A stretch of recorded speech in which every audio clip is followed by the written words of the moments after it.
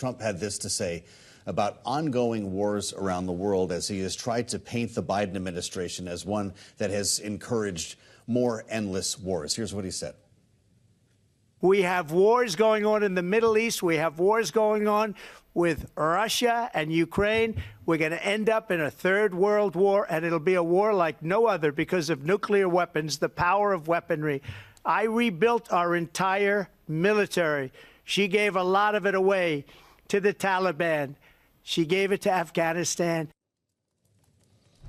Thought on this. We hear this not only from Donald Trump, but other Republican critics of the administration, that in Trump's tenure, there were no new wars. How do you respond to that with your experience in Afghanistan as well, as he's pointing fingers at Kamala Harris about the U.S. withdrawal?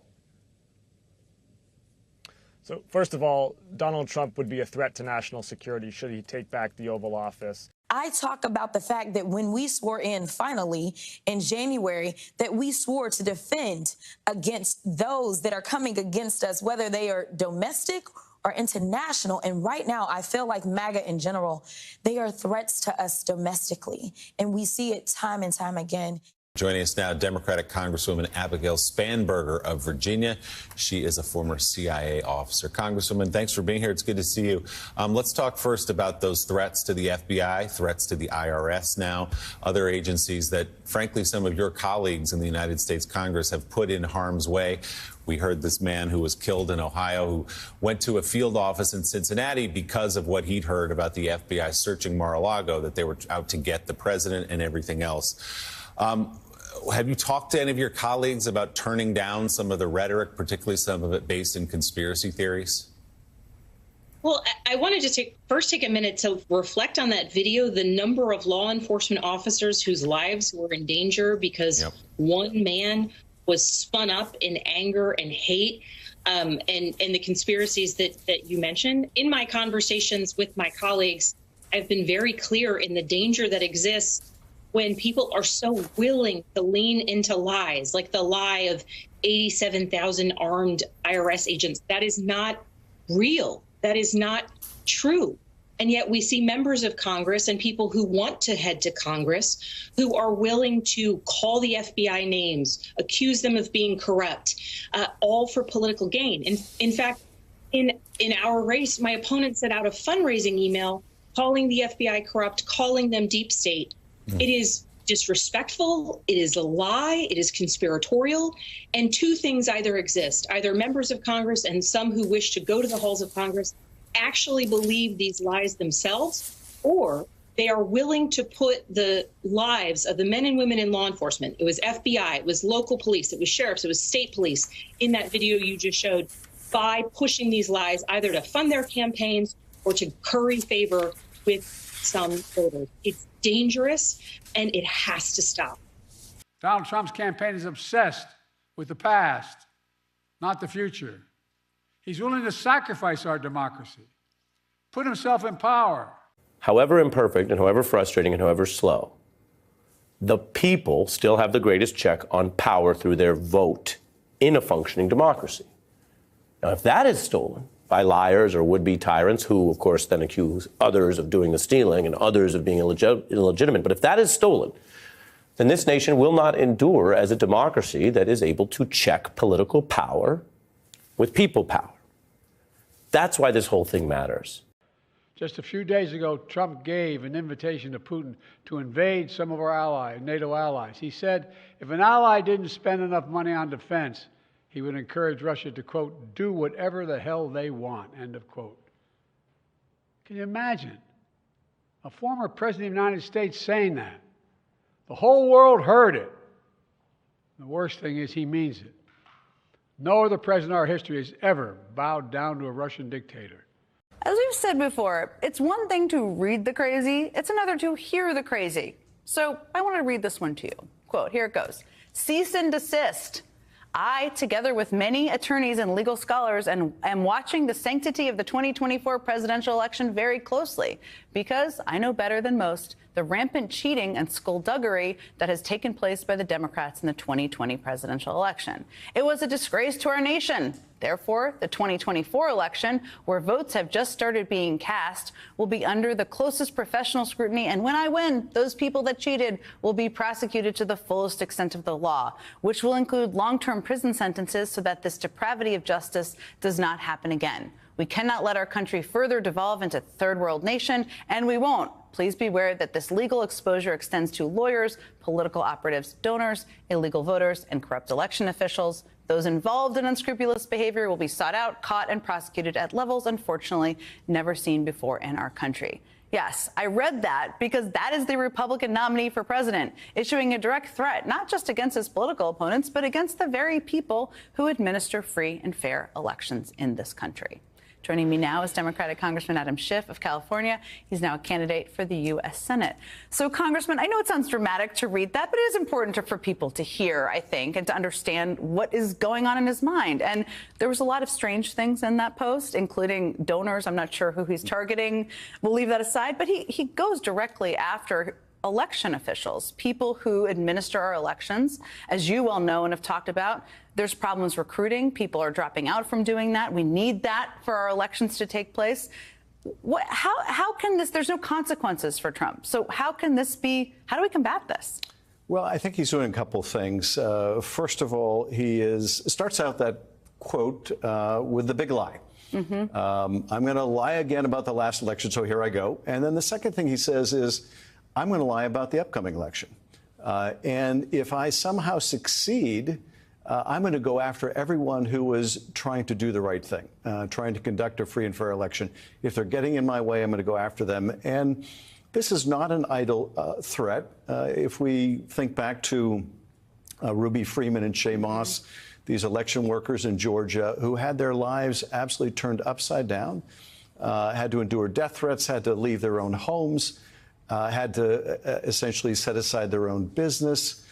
He ruined their lives at that time. And, you know, I remember the testimony vividly of one of those witnesses talking about, do you know what it's like when the most powerful man in the world comes after you? Mm-hmm. And so he's trying to intimidate these local elections officials. We know that he and Steve Bannon and all the rest of those enablers are trying to seed those local election boards with, you know, sort of the MAGA election deniers to begin with. So the threat has to be taken seriously. But I think the other element of it is, look at me, America. Mm-hmm. I'm going to say something crazy again because Kamala Harris is getting too much attention. Mm. So it's a plea for our attention. I think that's a big part of Donald Trump as well. Let me ask, I mean, the Department of Justice, they formed a task force in 2021, which is definitely a good thing, but only 20 people have been, there's only been charges filed against 20 people of the thousands that have been involved in this. Is that too little? Should more be done? What do you wish would be happening right now from the federal government? Well, the biggest disappointment at the federal level for me is they have failed to hold Donald Trump accountable. Mm. The Justice Department took too long to go after those who organized the January 6th attack. Donald Trump and the MAGA Republicans represent an extremism that threatens the very foundations of our republic.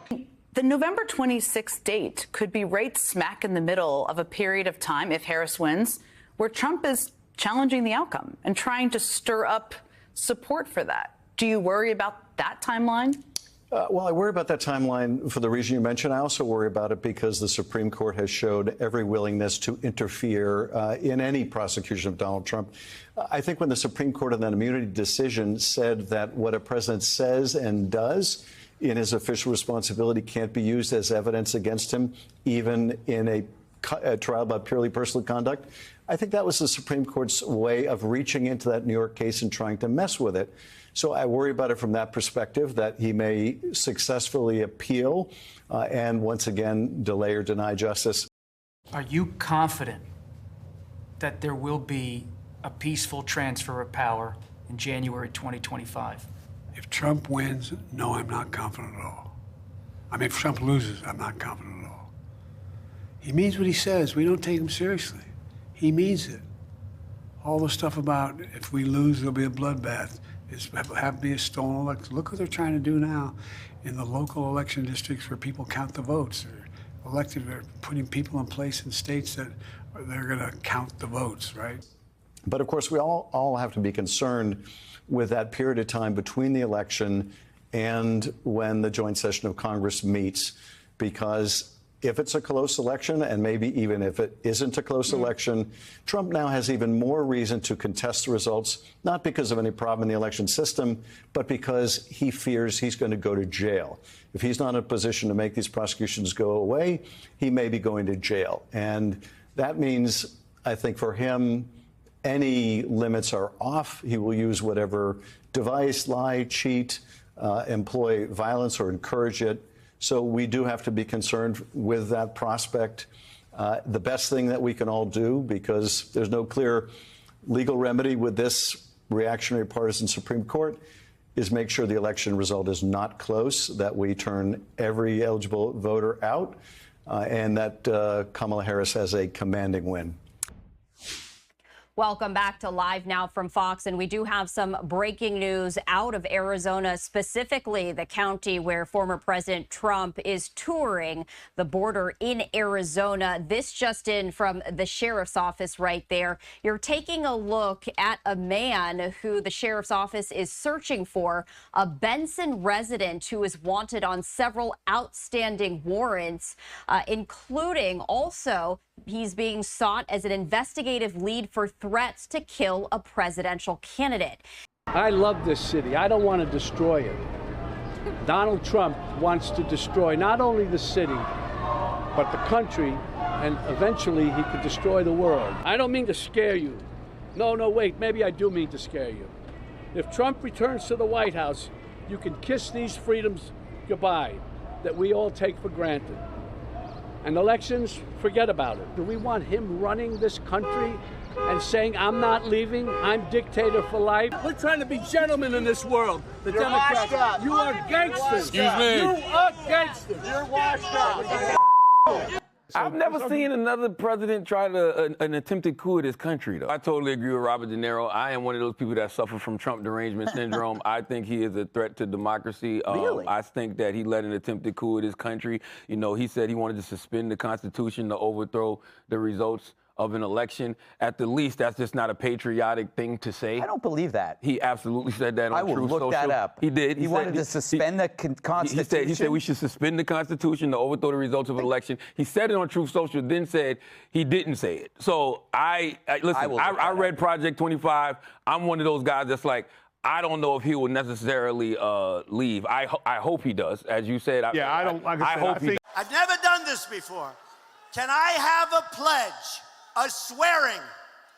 Raise your right hand. I do solemnly swear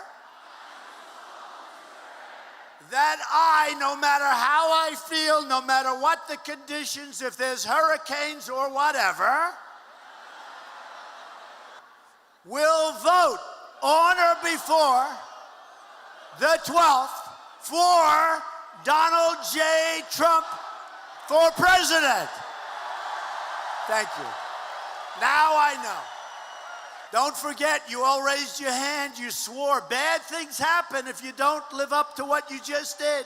No, I really appreciate it. I mean, we're having an amazing period.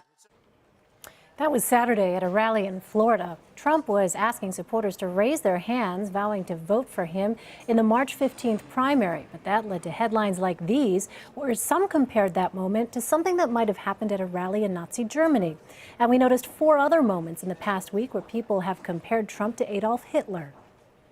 Adolf Hitler, we all look at Adolf Hitler in 1940. We should look at Adolf Hitler in 1929. He was a kind of a funny kind of character that said the things that people were thinking. Where Donald Trump takes it, I have absolutely no idea. But Donald Trump is a dangerous man with the things that he has been saying. So I had one of Hitler's speeches translated into English, and I think this tells us a lot about where Donald Trump is getting his ideas. Look at this Hitler speech, and we've translated it for you. Thank you. Thank you. We're going to make Germany great again. That I can tell you, believe me. So when people ask why you support Donald Trump, you just tell them. He's going to take our economy from here to here. And I like that. He's not some cautious politician. He says what I'm thinking. I don't know what it is. I just like the guy. A message from Racists for Donald Trump.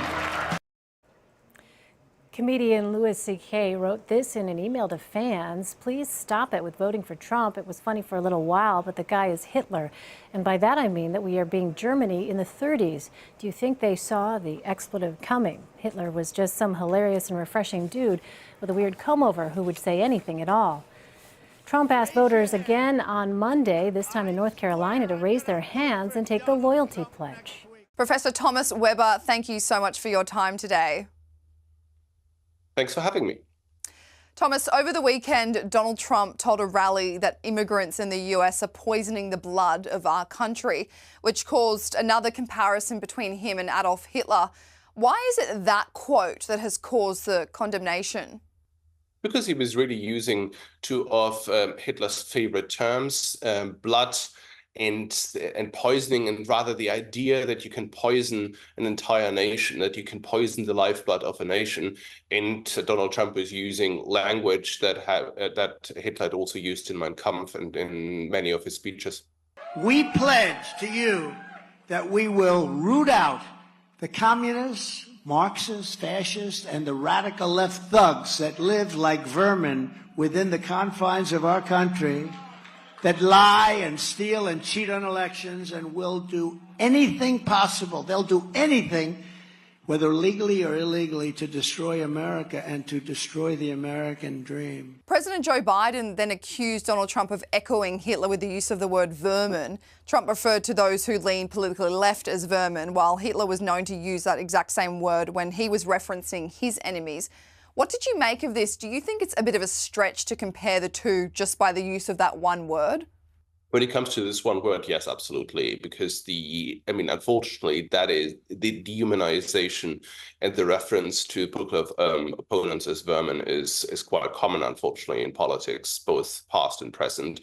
So I think he was on stronger ground when referring to Mein Kampf in terms of the blood poisoning reference, but with the vermin, I'm less convinced.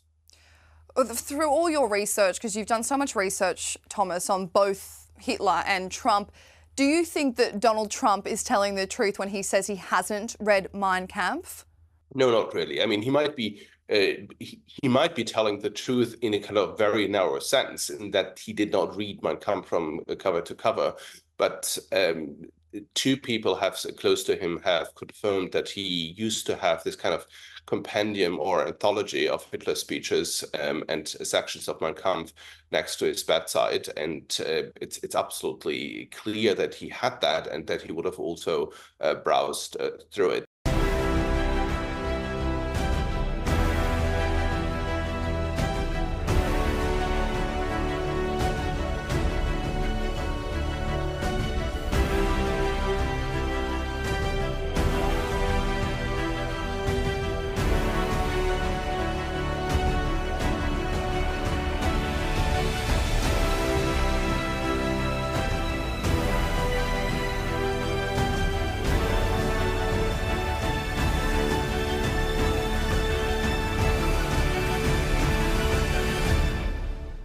Most importantly, and I mean this from the bottom of my heart, Trump is a threat to this nation.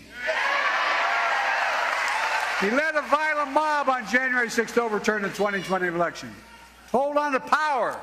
You called your opponent an existential threat on a call a week ago. You said it's time to put Trump in the bullseye. Kathy Griffin just got herself in a hell of a lot of trouble. As a comic, as a writer, as a comedian, as a performer, what do you think of that, and should people forgive her? I'd see that everybody's a hypocrite because everybody's imagined themselves standing there with his head. Those on I guess you'd call it the left side, I just call it the sensible side, is, you know, we're sitting there watching this nonsense happen, and people like Sean Spicer come out and talk about it like we're kindergartners, you know, and covering for this president is like putting makeup on a melanoma. You know, not only unsightly, but it's dangerous. Yes, I'm angry. Yes, I am outraged. Yes, I have thought an awful lot about blowing up the White House. I am struck by the fact that as his campaign careens into very, very offensive territory, the association with Holocaust deniers and the outrages at Arlington National Cemetery, of all places, the insults to recipients of the Medal of Honor, the recent incredibly racist and dangerous lies about specific groups of immigrants, Haitians in this case, and Venezuelans in the case of Colorado. I am struck by the fact that as much as we thought we might have been inoculated against sort of outrage tactics like that, where everything else gets thrown by the wayside and everybody starts responding to his outrage du jour, it's a way of sort of yanking everybody's chain. I sort of feel like we haven't learned. And he's still being taught, especially by the media, that the more offensive he is, the more he can dominate the media space entirely. And I feel like you've been a good diagnoser of that, not only from when you were up against him, but from what others have done. So do you have an antidote for that, or a way that people can talk themselves out of taking that bait? I think that's really a critical question, and I think there's a couple of things going on here. You mentioned the press, and sadly, the press is still not able to cover Trump the way that they should. They careen from one outrage to the next. What was outrageous 3 days ago is no longer on the front pages, even though it threatens the physical safety of so many people, particularly, as you point out, immigrants that he and Vance have decided to demonize.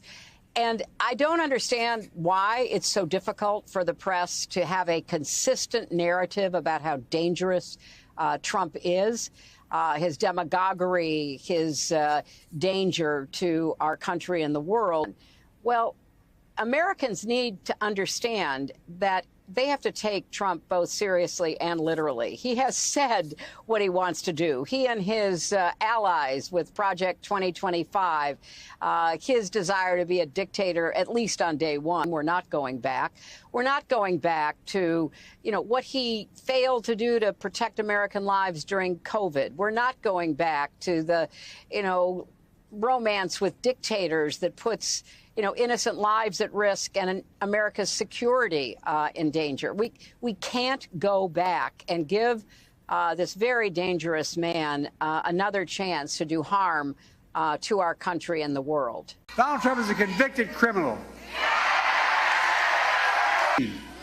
Donald Trump was found liable for sexual assault by a judge who told us not to be fooled by Trump's brushing it off. Here's what the judge wrote, quote, the judge in that case wrote, Mr. Trump attempt to minimize sexual abuse, finding it frivolous.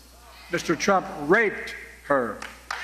No, I mean, it's the judge's language, not mine. Raped her, as many people understand the word rape. Most importantly, and I mean this from the bottom of my heart, Trump is a threat to this nation. He led a violent mob on January 6th to overturn the 2020 election. Hold on to power. And then there's also the lies that have been told. If you have believed the rhetoric of the left, you believe Donald Trump is someone who wants a bloodbath. Donald Trump is someone who praised a neo-Nazi in Charlottesville. Both false. Donald Trump wants a national abortion ban. Donald Trump supports Project 2025. These are all lies. Right. And so Hakeem Jeffries, my radar went up when 2 hours after the shooting, he tweets, so this is after the shooting, extreme MAGA Republicans are the party of a national abortion ban in Trump's Project 2025. We must stop them. He pauses for a brief moment to say political violence has no place in a democratic society. But oh, wait, here we go. Hakeem Jeffries back at it this morning. Fact check. Extreme MAGA Republicans don't have concepts about how to control your life. They have a plan. It's called Project 2025. If you had to be stuck in an elevator with either President Trump, Mike Pence, or Jeff Sessions, who would it be? Does one of us have to come out alive?